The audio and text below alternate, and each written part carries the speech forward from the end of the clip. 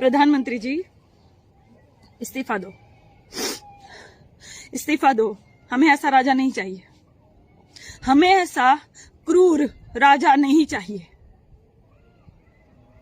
मैं काजल निषाद एक बार और कहती हूं और पूरा भारत आपसे कह रहा है, इस्तीफा दीजिए। आप हमारे राजा नहीं हो सकते, बस। खबरें तो आप बहुत देखते होंगे, लेकिन खबरों को गहराई से जानने के लिए हमारे चैनल को लाइक एंड सब्सक्राइब करें और बेल आइकन को दबाएं। नमस्कार, मैं काजल निषाद। आज दिल बहुत उदास है, बहुत उदास। मतलब अपनों को खोने का दर्द जिसने अपनों को खोया होता है ना, वही समझ सकता है। सुबह से कितने सारे कॉल आ रहे हैं, बहुत सारे कॉल्स आ रहे हैं, मैसेज भी आ रहे हैं, और कितने लोग जो मेरे जानने वाले भी थे वो भी अब हमारे बीच नहीं रहे। मतलब मेरा भारत बेबस हो गया, मेरा भारत बीमार हो गया, मेरा भारत बर्बाद हो गया।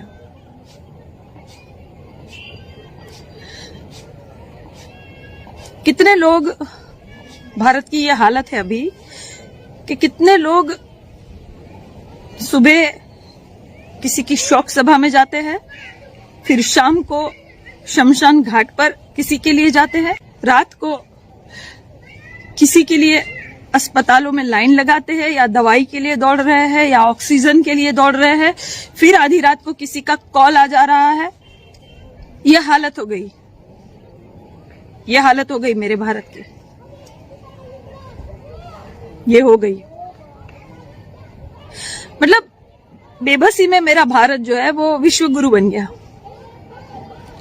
बीमारी में भी मेरा भारत विश्व गुरु बन गया, बर्बादी में भी मेरा भारत विश्व गुरु बन गया। मतलब ये सारे हालात देखकर किसी का भी दिल पिघल जाए। अरे निर्जीव चिमनी भी पिघल गई, लेकिन हमारे महान राजा, हमारे वर्तमान प्रधानमंत्री जी का दिल नहीं पिघल रहा है, नहीं पिघल रहा है। बनारस की घटना आपने देखी, बनारस की घटना देखी कि मतलब जिस माँ की गोद में सर रखकर बेटा आराम से सो जाता है, उसी माँ के कदमों में आज वो बेटा हमेशा के लिए सो गया, हमेशा के लिए सो गया। और वो माँ इंतजार कर रही है। हे माँ, तू किसका इंतजार कर रही है? हाँ, किसका इंतजार कर रही है? माँ गंगा का जो कातिल बेटा है ना, वो नहीं आएगा। वो वोट मांग रहा है ना, चुनाव में व्यस्त है, वो नहीं आएगा।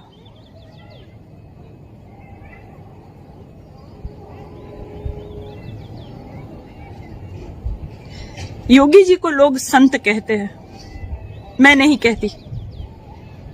इसमें मुझे संतों का अपमान लगता है, इसलिए मैं नहीं कहती। आपको लगता होगा, लेकिन मैंने पहले ही कहा था कि हर भगवाधारी जो है ना, वो संत नहीं होता।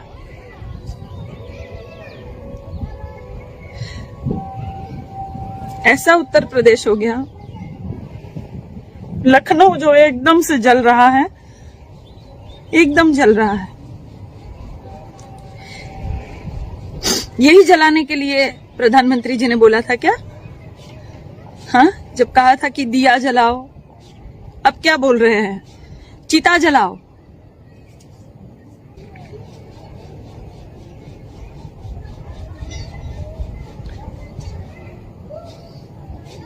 मैं बहुत हिम्मत वाली हूं,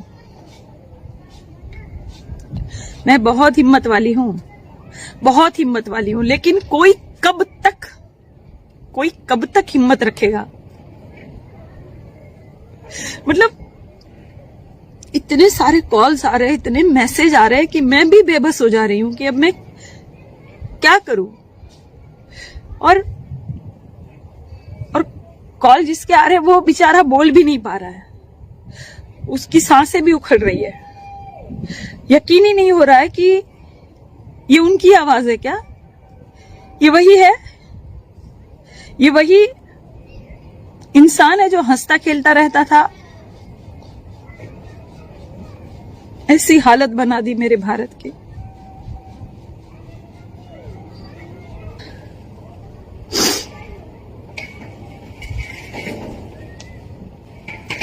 देखो, मुझे तो दुख होता है।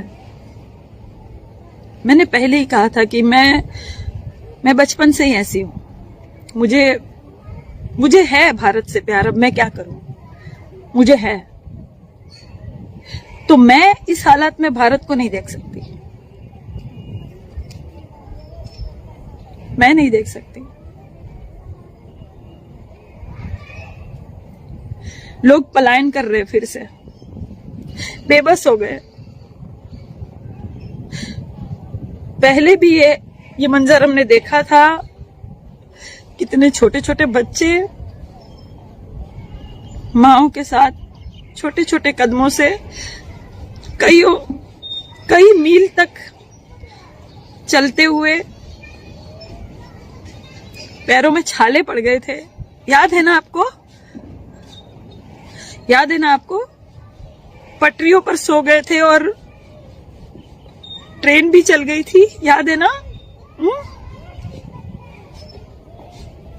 फिर वही मंजर आ गया।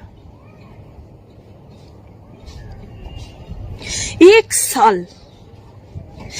साल कम नहीं होता है कुछ करने के लिए। एक साल कम नहीं होता है प्रधानमंत्री जी। एक साल में कितने सारे काम किए जा सकते थे। स्वास्थ्य सेवाएं सुधारी जा सकती थी, भारत को बचाया जा सकता।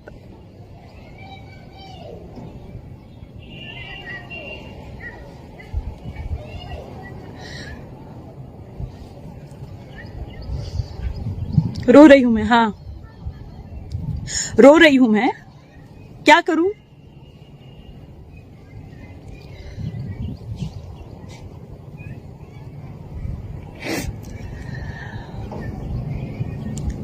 मेरा भारत रो रहा है ना।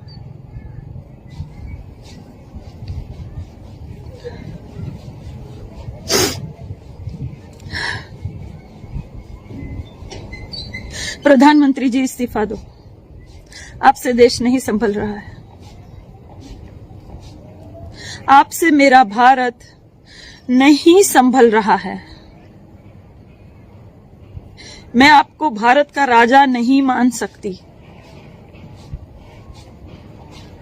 नहीं मान सकती। और अब देश भी नहीं मान रहा है।